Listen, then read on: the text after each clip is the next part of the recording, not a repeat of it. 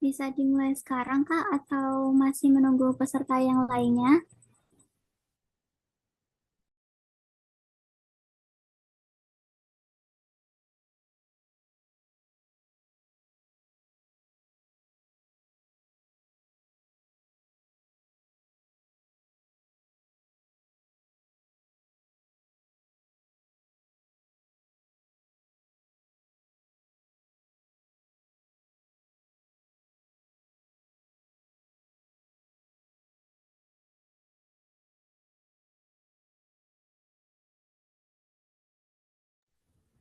Assalamualaikum warahmatullahi wabarakatuh.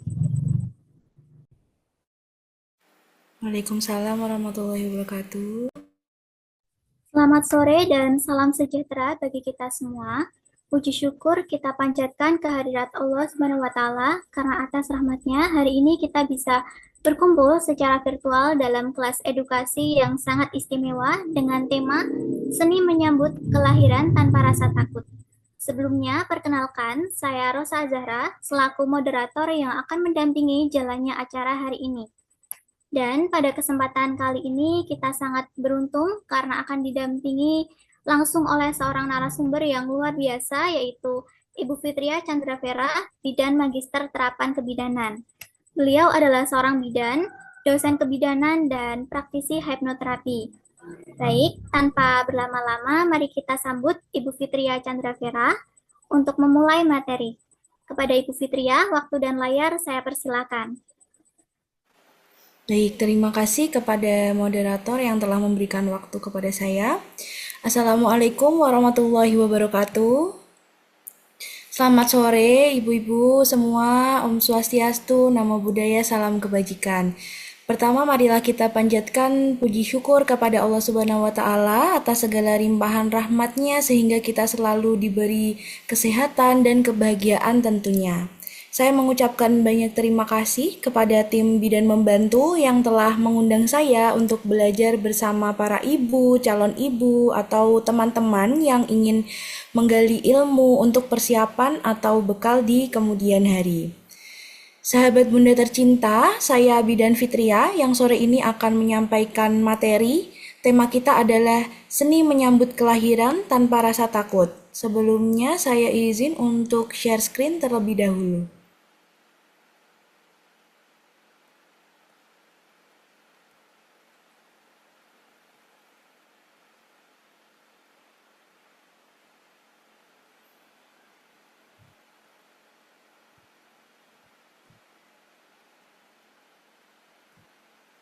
Apakah sudah terlihat? Sebentar.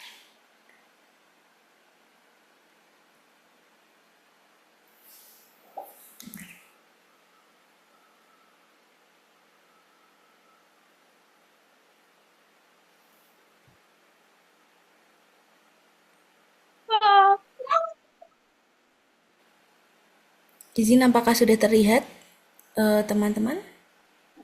Masih loading. Sudah, Oh ya, Kak. ini sudah. Oh iya.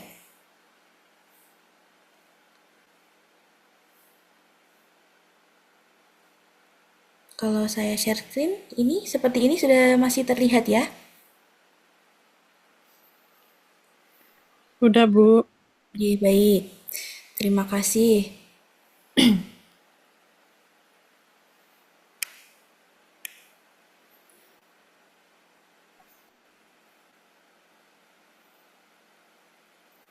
Baik, sahabat bunda-bunda tercinta, pada sore hari ini tema kita adalah seni menyambut kelahiran tanpa rasa takut.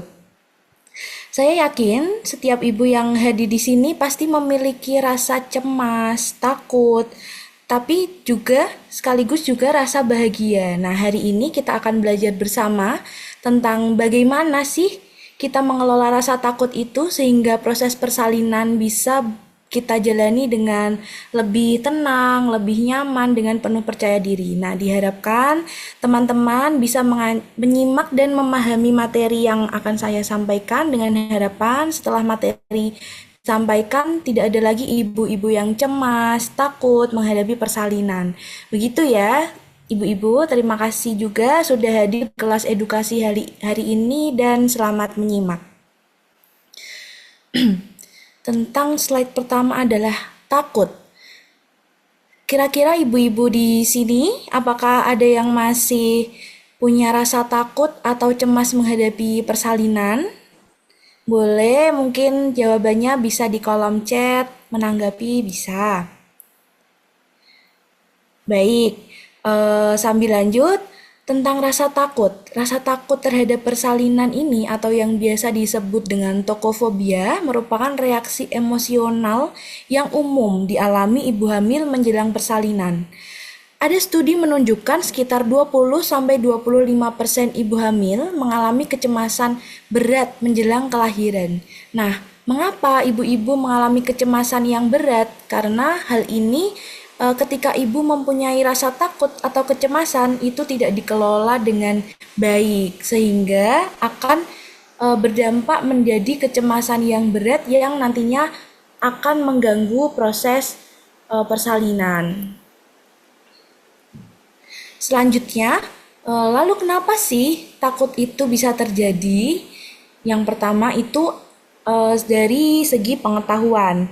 Nah, mengapa pengetahuan itu bisa menjadi penyebab rasa takut kepada ibu bersalin atau ibu hamil yang akan bersalin? Nah, kurangnya pengetahuan tentang proses persalinan ini tentunya akan membawa bayangan-bayangan menyeramkan pada ibu-ibu yang akan bersalin. Karena kenapa? Karena tidak tahu bagaimana proses-proses tersebut terjadi, bagaimana hal tersebut itu merupakan hal yang wajar. Bagaimana rasa sakit itu merupakan hal yang wajar sehingga rasa-rasa tersebut ini yang bisa menyebabkan rasa takut kepada ibu bersalin ini. Kemudian yang kedua adalah trauma. Seperti mungkin ibu-ibu pernah melihat tetangganya atau mungkin saudaranya atau mungkin adiknya, kakaknya yang mungkin bersalin namun mengalami persalinan yang mungkin menyeramkan, menakutkan, atau merasa berat, bahkan mungkin dengan komplikasi. Nah, ini juga menyebabkan rasa takut bagi ibu-ibu tentunya. Nah, selanjutnya penyebab rasa takut yang lain adalah terkait hormon dan sugesti. Kenapa hormon? Karena ketika ibu hamil, hormon-hormon wanita itu akan menjadi rentan untuk tidak seimbang. Nah, ketika hormon-hormon tersebut ada, nah ini juga dapat menyebabkan perubahan mental dan emosional sehingga ibu itu jadi lebih rentan untuk merasakan cemas atau ketakutan. Nah, selain itu sugesti sendiri dari ibu juga mempengaruhi rasa takut terhadap persalinan ini. Nah, selanjutnya karena tadi penyebab ketakutan adalah ketidaktahuan atau kurangnya pengetahuan. Nah, sehingga di sini saya akan menjelaskan bagaimana sih proses persalinan itu. Nah, ibu-ibu, proses persalinan itu terdiri atas 4 tahap atau fase. Yang pertama adalah kala 1, yang kedua kala 2, yang ketiga kala 3, dan yang keempat kala 4. Lalu, apa sih yang terjadi ketika ibu berada dalam persalinan kala 1? Nah, pada persalinan kala 1, ini akan terjadi proses pembukaan leher rahim atau yang disebut dengan serviks. Nah, gimana sih bentuk dari leher rahim atau serviks itu? Bentuknya seperti ini ya, ibu-ibu. Jadi, bentuk leher rahim itu seperti ini.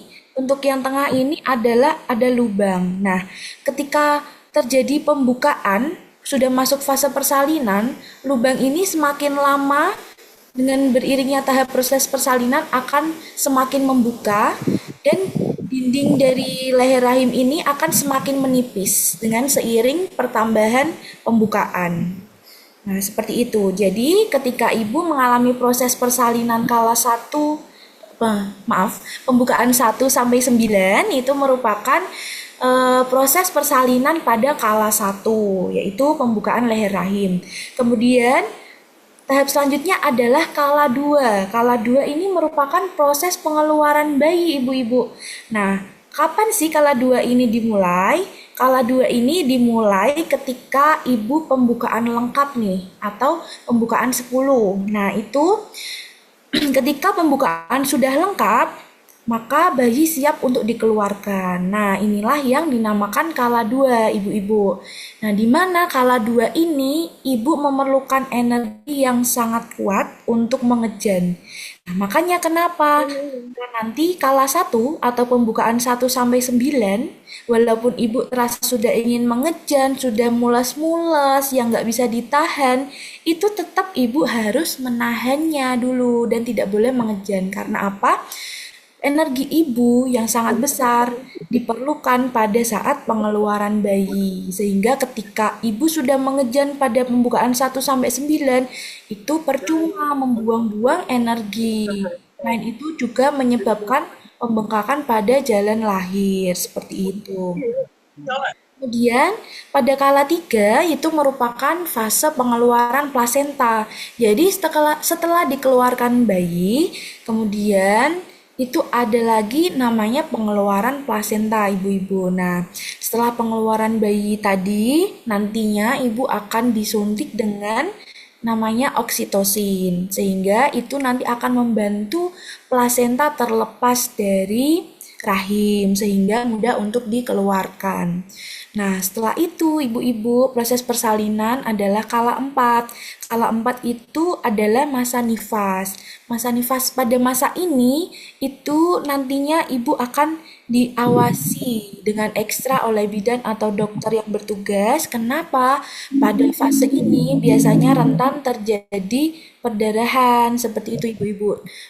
Oleh karena itu, ketika kala 4 setelah bersalin itu biasanya ibu-ibu akan selalu ditanya oleh bidan atau dokter, apakah ibu pusing, ibu lemas, ibu mengeluarkan banyak darah seperti itu, sehingga memang perlu dimonitor. Sehingga ketika kala 4 ini ibu-ibu harus em, selalu melaporkan keadaan bila terjadi suatu ketidaknormalan. Misalkan, ibu terasa sangat pusing atau tiba-tiba lemas atau darah yang keluar banyak, itu harus segera melaporkan agar segera ditindaklanjuti oleh petugas kesehatan.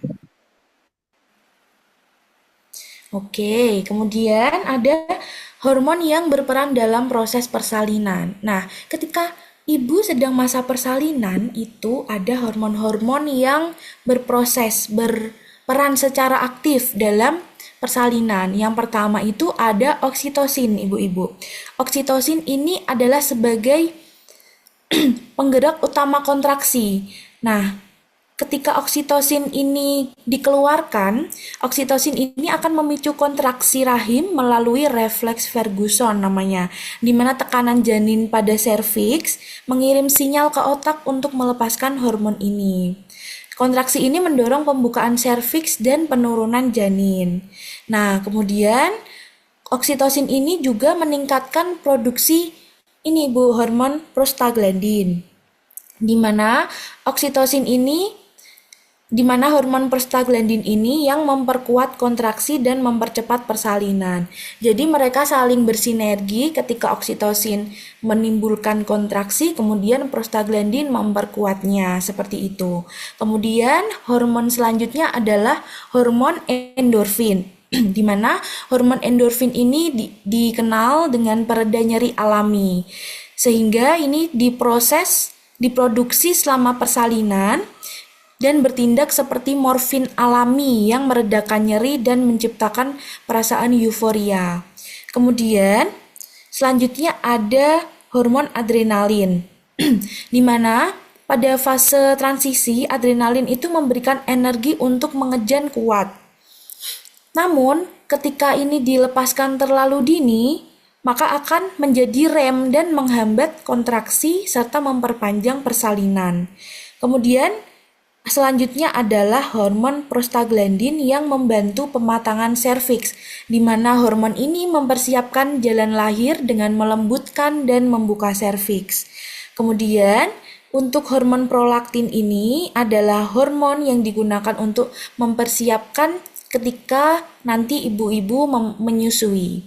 Nah, lalu bagaimana sih ketakutan itu dapat mempengaruhi persalinan? Ya, jadi ketika kita merasa takut atau cemas, tubuh akan meningkatkan pengeluaran hormon adrenalin. Nah, hormon adrenalin ini menyebabkan ketegangan otot yang menyebabkan nyeri hebat, sehingga itu akan memperparah kondisi ibu seperti itu. Nah, selanjutnya ini akan ada saya tayangkan video animasi proses persalinan dari Nukleus Medical Media yang diterjemahkan oleh Mbak Cipta Widya. Silakan menyaksikan.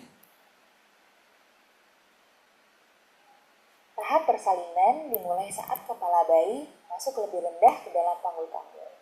Kemudian, mulut rahimmu mulai menipis dan melebar. Selama ini, kamu mungkin merasa kontraksi lebih kuat, teratur, terjadi setiap 5-20 menit, dan nyeri punggung bawah dan kram perut tidak menghilang. Mungkin juga akan ada lendir darah atau kecoklatan, kemudian air ketuban pecah atau mengalir secara terus-menerus.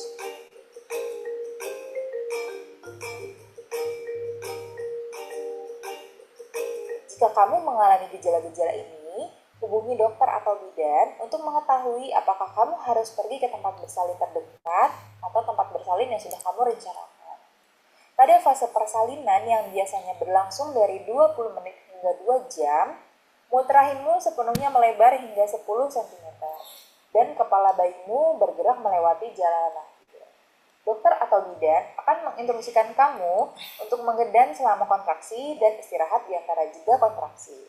Dalam persalinan normal, kepala bayimu akan berputar menghadap ke belakang, dan otot rahimmu akan terbagi menjadi 2 bagian. Bagian aktif untuk berkontraksi mendorong bayi semakin ke bawah, dan bagian pasif akan membuat agar elastis supaya bayimu bisa berputar menyesuaikan jalan lahir. Ketika bagian atas kepala bayi muncul, namun bayi sulit untuk keluar karena bagian atas jalan lahir yang sempit dan tidak elastis, akan dibantu dengan menggunting untuk memperbesar lubang vagina, dan kemudian dokter atau bidan akan memberikan instruksi tentang cara mengedan agar bayi keluar. Saat kepala bayimu melewati jalan lahir, biasanya akan membuat kepala bayi menjadi memanjang. Hal ini akan kembali seperti semula dalam beberapa hari sesuai dengan bentuk aslinya. Kemudian, setelah kepala bayimu keluar dari jalan lahir, bahunya akan berputar menyesuaikan dengan jalan lahir. Setelah bagian terbesar bayi keluar, bayimu akan meluncur keluar dengan mudah sampai kaki.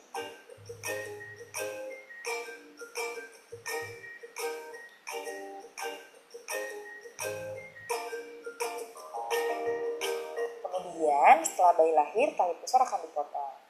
Pada tahap ketiga persalinan, tetap terjadi kontraksi, namun lebih ringan, sekitar 5 hingga 30 menit untuk membantu mendorong plasenta keluar dari rahim. Setelah tahap ini, biasanya dilakukan inisiasi menyusui dini dengan memposisikan bayi di dada ibu untuk melakukan rangsangan awal pada bayi.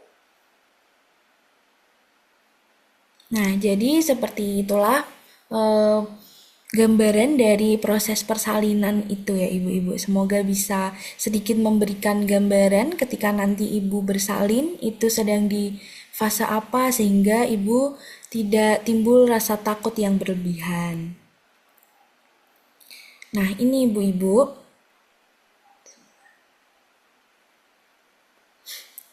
Nah, dampak ketakutan itu akan berdampak pada psikologis dan fisiologis. Untuk psikologis itu dapat memicu kecemasan dan juga menimbulkan trauma, bahkan berpotensi menyebabkan tokofobia pada tingkat yang lebih parah. Nah, kemudian pada fisiologis atau fungsi tubuh itu juga menyebabkan beberapa gangguan seperti kontraksi yang tidak teratur dan ketegangan otot jalan lahir dan juga serviks.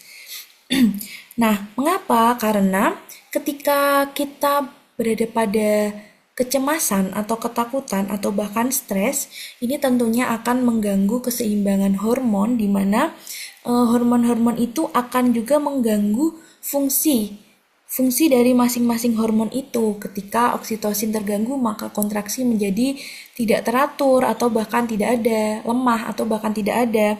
Nah, kemudian juga menyebabkan melemahnya kontraksi, di mana kontraksi ini diperlukan untuk mendorong janin. Ketika kontraksi ini lemah, tentunya akan memperlambat proses persalinan.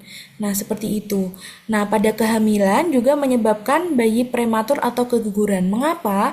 Karena pada saat kita ketakutan, hormon-hormon yang berantakan itu juga akan menyebabkan berantakannya metabolisme di tubuh kita. Sehingga ketika metabolisme tubuh kita itu berantakan, maka juga akan berdampak pada janin yang kita kandung, seperti itu. Nah, dari sebab-sebab itu tadi, janin itu dapat menjadi tidak berkembang, sehingga ketika janin itu tidak berkembang, maka juga bisa menyebabkan keguguran atau prematur juga. Oke, lalu bagaimana sih cara untuk mengatasi rasa takut tersebut? Nah, yang pertama ini tentang bagaimana mengelola rasa takut menjelang persalinan. Yang pertama adalah pengetahuan ini, Ibu. Dengan mengetahui lebih mendalam tentang kehamilan dan proses persalinan, Ibu dapat meminimalisir rasa takut. Nah, seperti yang sudah Ibu-ibu lakukan pada sore hari ini, mencari pengetahuan ya. Jadi ketika kita tahu, maka kita tidak akan khawatir, seperti itu. Kemudian langkah selanjutnya adalah relaksasi. Nah, ini relaksasi itu bisa dilakukan dengan latihan pernafasan, mindfulness atau meditasi, dan hypnobirthing. Dan juga ada cara-cara lain untuk relaksasi seperti yoga dan yang lainnya, itu bisa. Mungkin nanti jika ibu-ibu ingin untuk relaksasi mandiri, bisa mencari di YouTube tentang bagaimana relaksasi ibu hamil untuk pernafasan, bagaimana relaksasi ibu hamil untuk menenangkan pikiran. Nah, itu nanti boleh banget ditonton di YouTube, di mana di YouTube itu sudah ada banyak video yang dibuat oleh bidan-bidan berpengalaman ya tentunya. Oke, langsung selanjutnya adalah terkait dukungan sosial. Nah, dukungan sosial ini merupakan dukungan dari suami dan keluarga. Nah, kenapa ibu-ibu peran suami itu sangat penting? Karena suami merupakan orang yang paling dekat dengan kita. Nah, ketika kita berada dalam kesusahan, ketika kita merasa lemah, merasa tidak stabil emosinya, nah ketika suami kita datang untuk menghibur kita, membantu kita, memberikan support kepada kita, tentunya kita akan lebih bersemangat, lebih senang, lebih bahagia, sehingga itu akan berpengaruh juga terhadap keadaan tubuh kita, di mana ibu yang sehat, tubuhnya juga akan menjadi kuat, walaupun banyak ketidaknyamanan yang ditimbulkan oleh kehamilan, terutama ibu-ibu pada trimester 1 dan trimester 3. Nah, kemudian langkah selanjutnya yaitu ada perencanaan yang matang. Nah, perencanaan yang matang dapat membuat ibu lebih siap secara mental untuk menghadapi persalinan, sehingga dengan cara ini maka ibu bisa meminimalisir rasa ketakutannya tersebut. Oke, kita bahas satu persatu ya. Nah, yang pertama ini tentang latihan pernafasan. Apa sih manfaatnya gitu ya? Manfaatnya yang pertama itu membantu mengendalikan rasa sakit dan stres saat kontraksi. Kemudian menjaga suplai oksigen ke ibu dan janin, mencegah hiperventilasi atau nafas yang terlalu cepat akibat kepanikan, kemudian membantu tubuh tetap rileks dan mengurangi ketegangan otot, kemudian membantu proses mengejan menjadi lebih efektif. Kenapa? Ketika kita latihan pernafasan, maka oksigen yang kita masukkan ke dalam tubuh itu akan lebih optimal, sehingga suplai oksigen ke janin itu menjadi tercukupi juga. Nah, dengan latihan pernafasan ini, ketika nanti bersalin, janin tidak akan hipoksia atau kekurangan oksigen, sehingga janin akan sehat dan kemudian dia akan bisa mendorong dengan kuat sehingga proses persalinan bisa menjadi lancar seperti itu. Kemudian nih untuk teknik pernafasan, nah ini bisa berlatih dengan cara-cara sederhana untuk latihan pernafasan di rumah. Yang pertama yaitu dengan duduk dengan nyaman. Boleh bersandar, boleh sambil selonjoran, boleh sambil dengan menyilangkan kaki, boleh. Kemudian tarik nafas perlahan lewat hidung selama 4 detik. Dirasakan, kemudian tahan nafas selama 4 detik. Kemudian hembuskan perlahan lewat mulut selama 6 detik. Nah, ini bisa diulangi 3-5 kali atau mungkin hingga ibu merasa sudah rileks. Nah, ini sangat bagus. Oh iya, kemudian saya menambahkan ini ada hubungannya dengan mengejan ya, mengatur pernafasan dan mengejan. Nah, ketika ibu bersalin, latihan pernafasan ini sangat berguna, khususnya dalam hal menjaga suplai oksigen ibu ke janin. Nah, selain itu juga diperlukan teknik mengejan yang benar. Nah, bagaimana sih teknik mengejan yang benar? Teknik mengejan yang benar itu adalah mengejan tanpa suara, kemudian ibu merasakan tekanannya itu berada pada, mohon maaf, di anus. Jadi, ibu merasakan seperti ketika ibu buang air besar. Nah, itulah mengejan yang benar, seperti itu. Selanjutnya, untuk mengelola rasa takut ini juga ada mindfulness. Nah, mungkin ibu-ibu masih asing ya dengan istilah mindfulness, atau ada yang sudah tahu dengan istilah mindfulness? Mungkin jawabannya boleh diketik di kolom chat.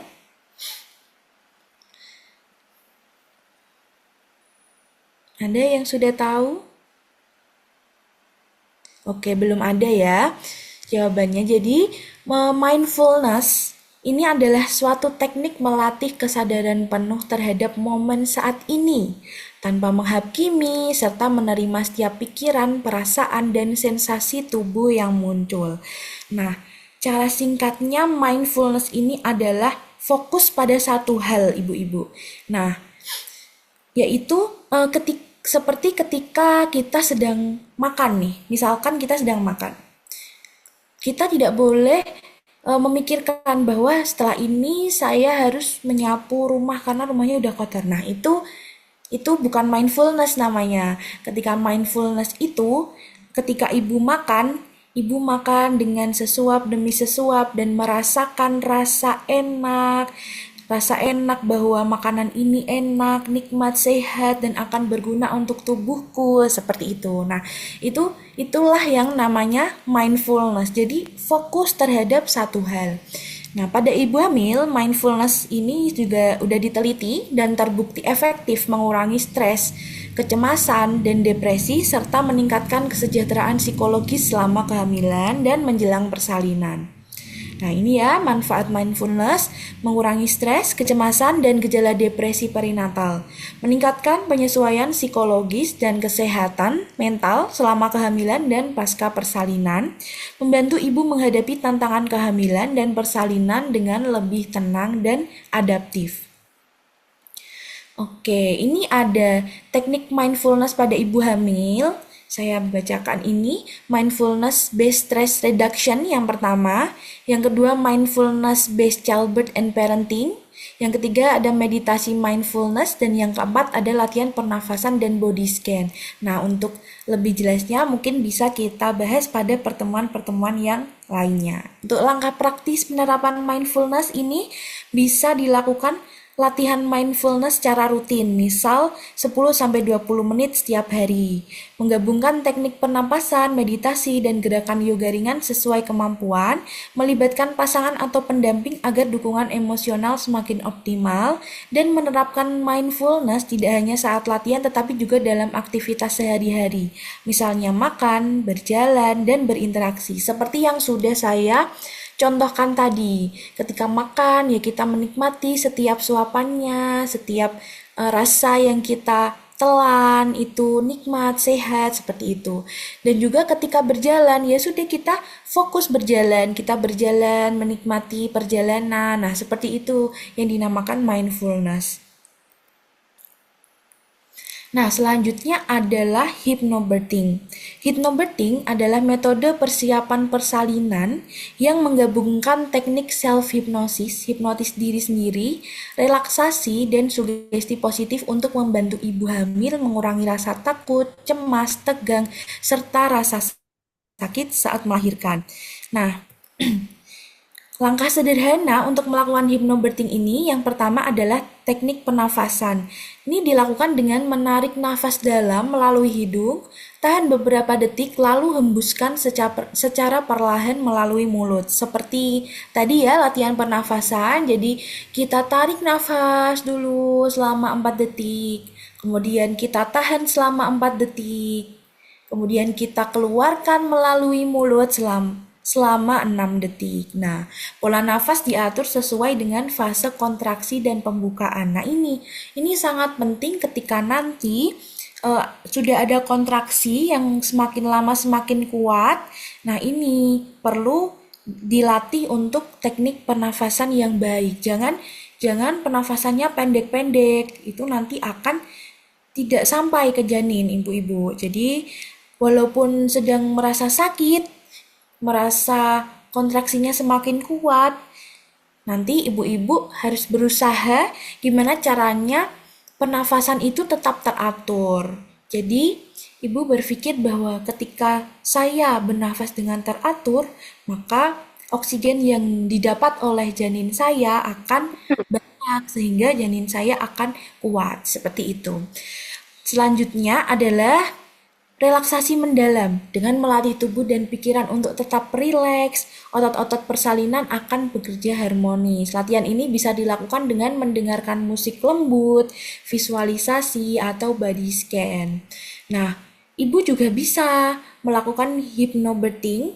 Ini juga sudah bisa dipraktekkan pada kehamilan trimester 3. Sebenarnya sudah bisa mulai dari trimester 1. Namun biasanya pada trimester 3 akan lebih sering melakukan seperti itu ya ibu-ibu.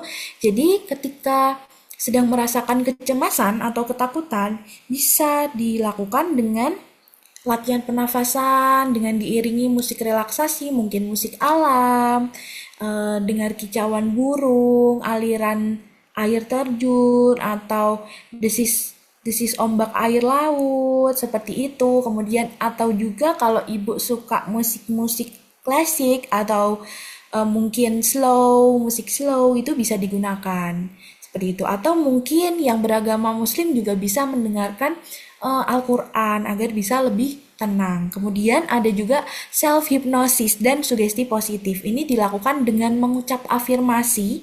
Afirmasi itu merupakan kalimat yang meyakinkan diri dalam hal positif. Contohnya, seperti tubuh saya kuat dan mampu melahirkan dengan tenang, mengarahkan pikiran bawah sadar untuk fokus pada proses alami dan positif. Nah, jadi ibu-ibu harus sering menghipnosis diri sendiri dan mensugesti positif pada diri sendiri. Seperti itu contohnya, misalkan saya harus kuat, tubuh saya kuat, saya mampu melahirkan dengan tenang dan lancar. Kemudian bisa sambil mengelus perutnya.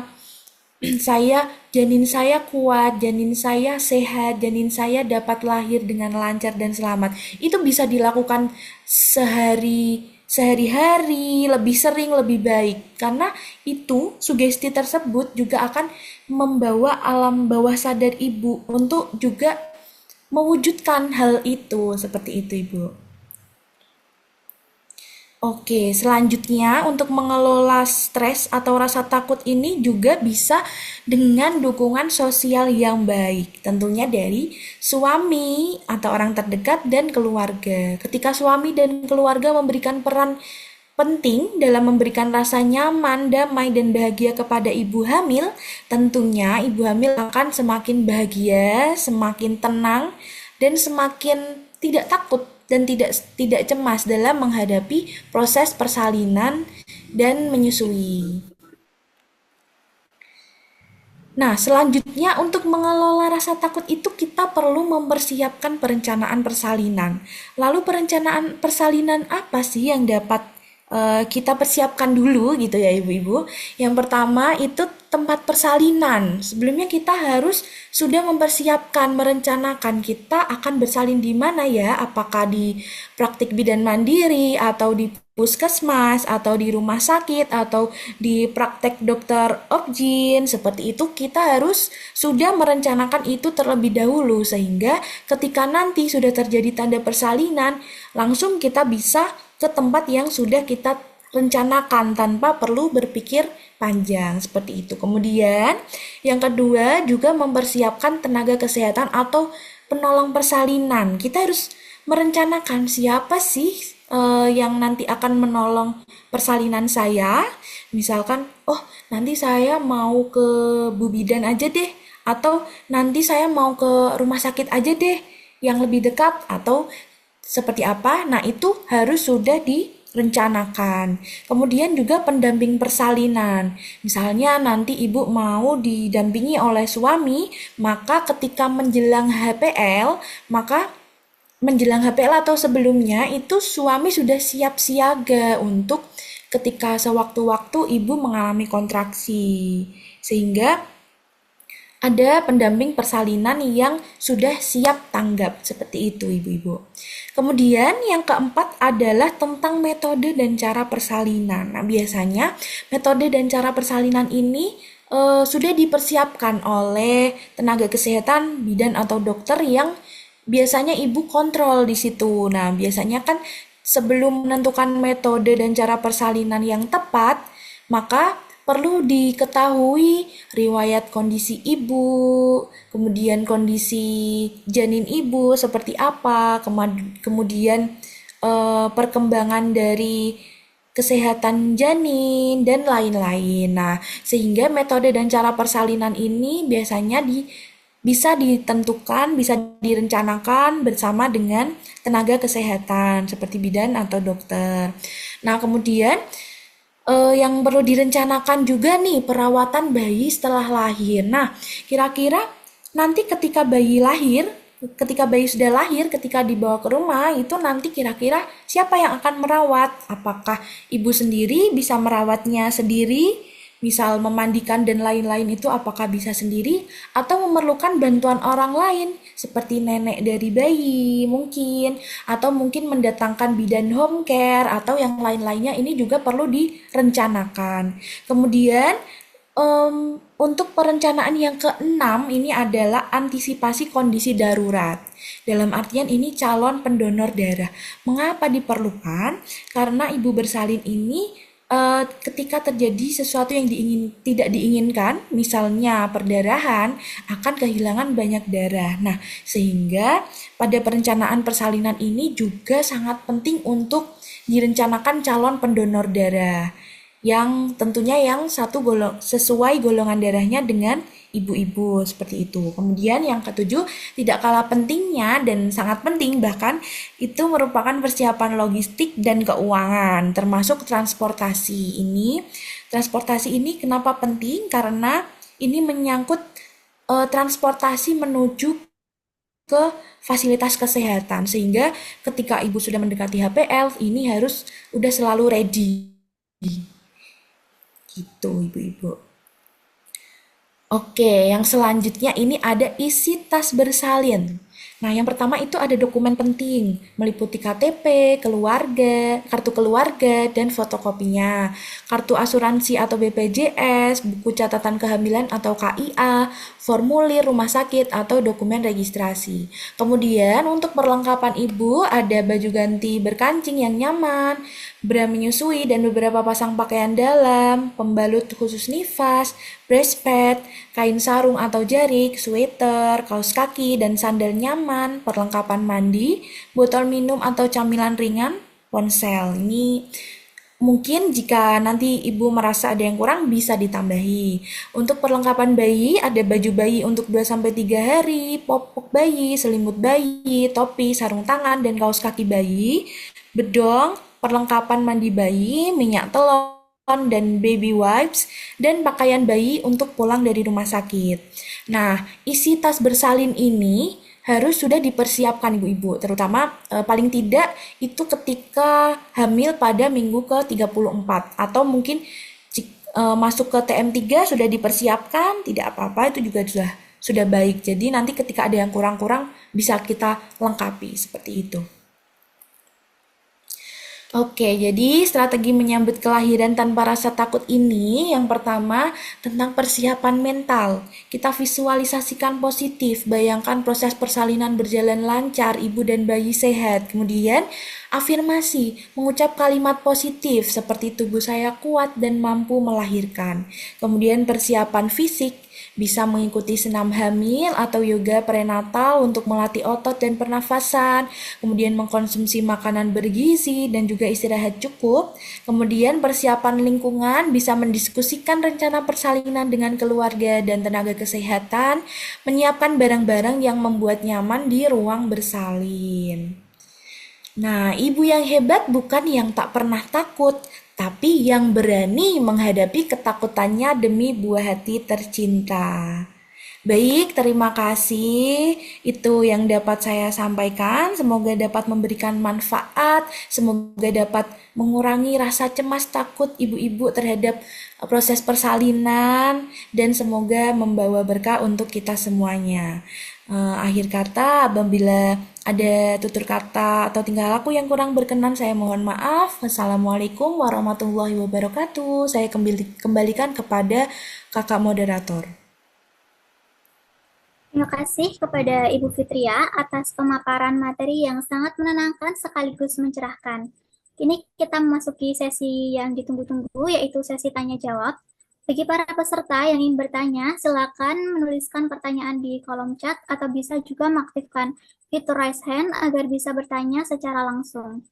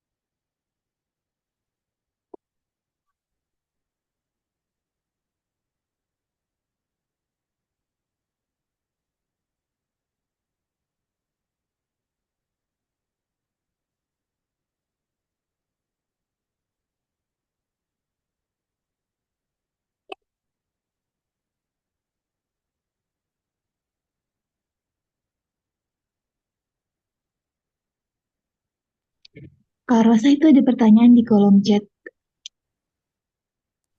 Baik, pertanyaan pertama dari Ibu Dimitri. Izin saya bacakan, Bu Bidan mau tanya, saya usia kehamilan 18 weeks, memasuki trimester 2. Ini aku sering sekali asam lambungnya kambuh. Ada saran obat untuk cara mengatasi, Bu Bidan, karena sepanjang hari ini, hari perut saya jadi begah terus. Silakan Ibu Fitria untuk bisa menjawab. Baik, terima kasih atas pertanyaannya yang bagus ya Ibu Anissa. Mungkin di sini saya akan memberikan yang pertama itu tentang perubahan gaya hidup dan pola makan. Nah, untuk makanan, Ibu Anissa dianjurkan untuk makan dengan porsi kecil saja. Ketika makan itu porsi kecil tetapi sering, serta menghindari makan dalam jumlah yang besar, seperti itu. Dalam satu kali makan ya, jadi kecil-kecil aja tapi sering. Kemudian makan perlahan dan mengunyahnya itu dengan yang baik, maksudnya seperti tadi ya, mindfulness, jadi kita mengunyah sambil merasakan, nah seperti itu. Kemudian hindari makanan yang memicu asam lambung seperti makanan yang pedas, asam, berlemak, gorengan, atau kopi atau minuman-minuman yang bersoda. Kemudian ada lagi, ini jangan langsung berbaring setelah makan, Ibu. Nah, beri jeda maksimal berapa ya, 3 sampai 4 jaman antara makan malam dan tidur.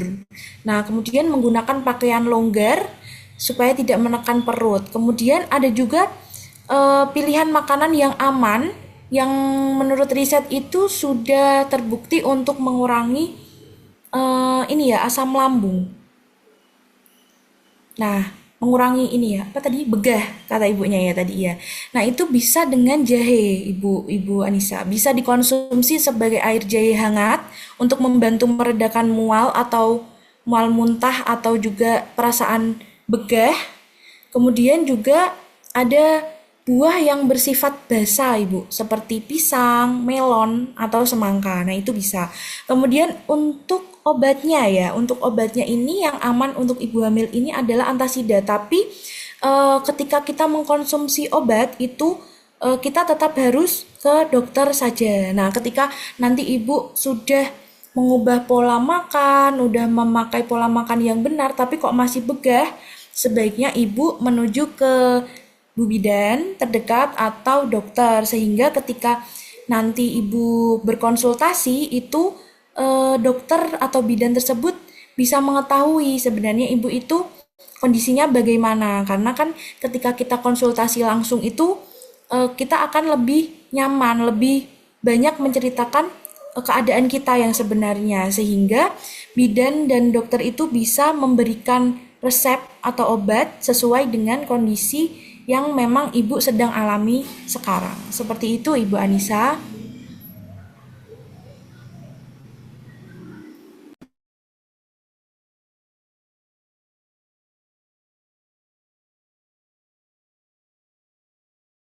Baik, pertanyaan yang kedua dari Ibu Alma Arzandi.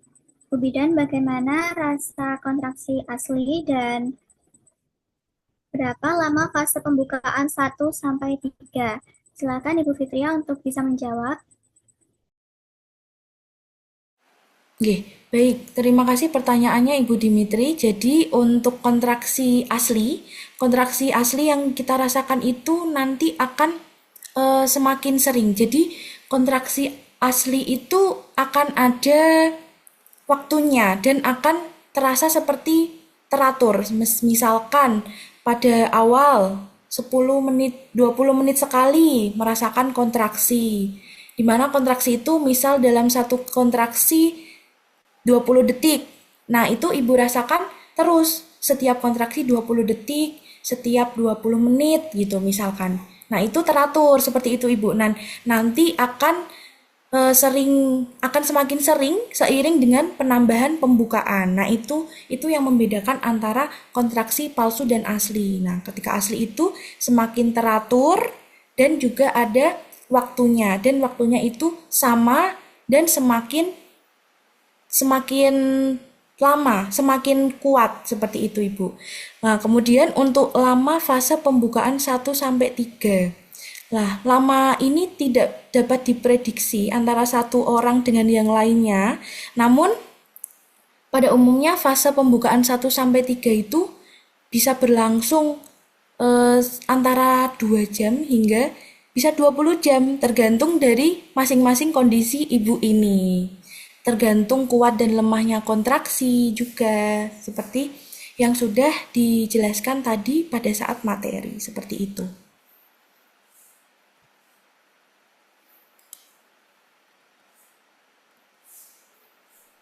Baik, untuk pertanyaan ketiga dari Ibu Itaki Fauzia, Bu Bidan mau tanya untuk biaya persalinan, itu BPJS mengcover semuanya atau seperti apa ya, Bu?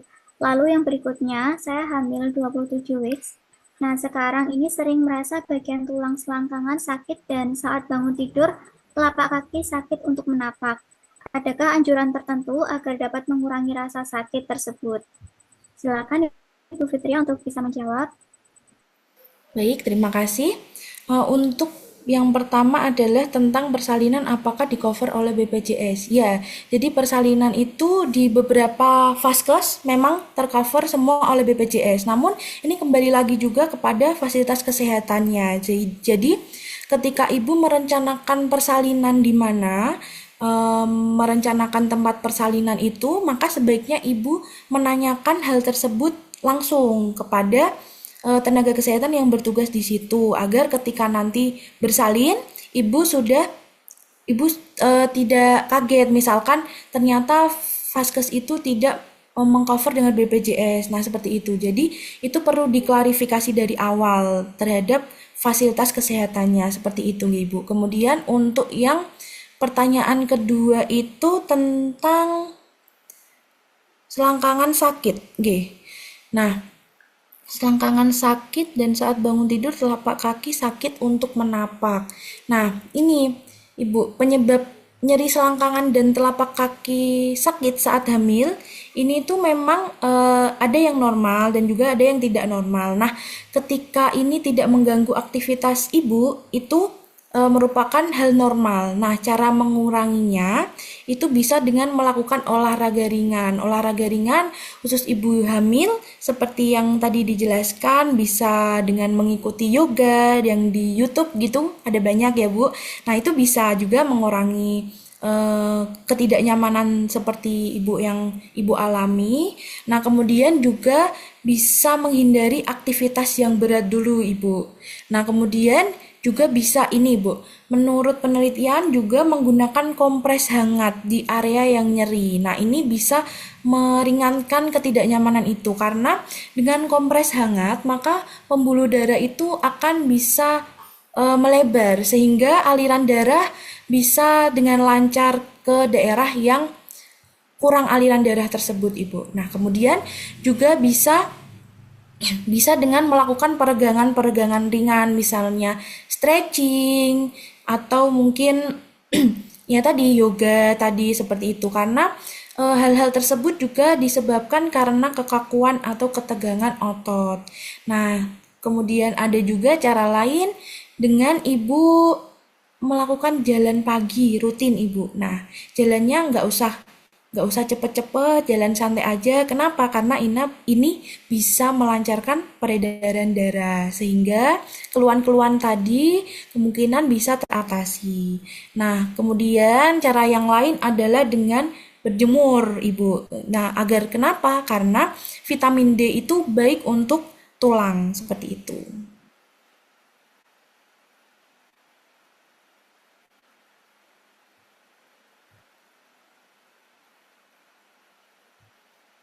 Baik, sudah Mbak Moderator.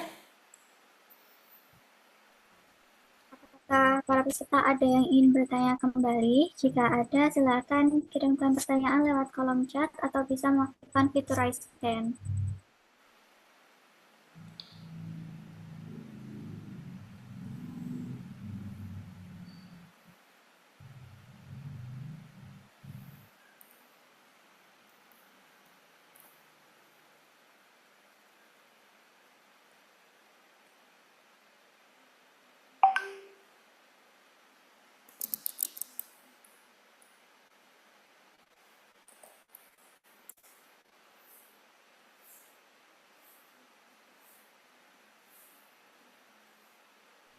Baik, jika tidak ada, kita telah sampai di penghujung acara.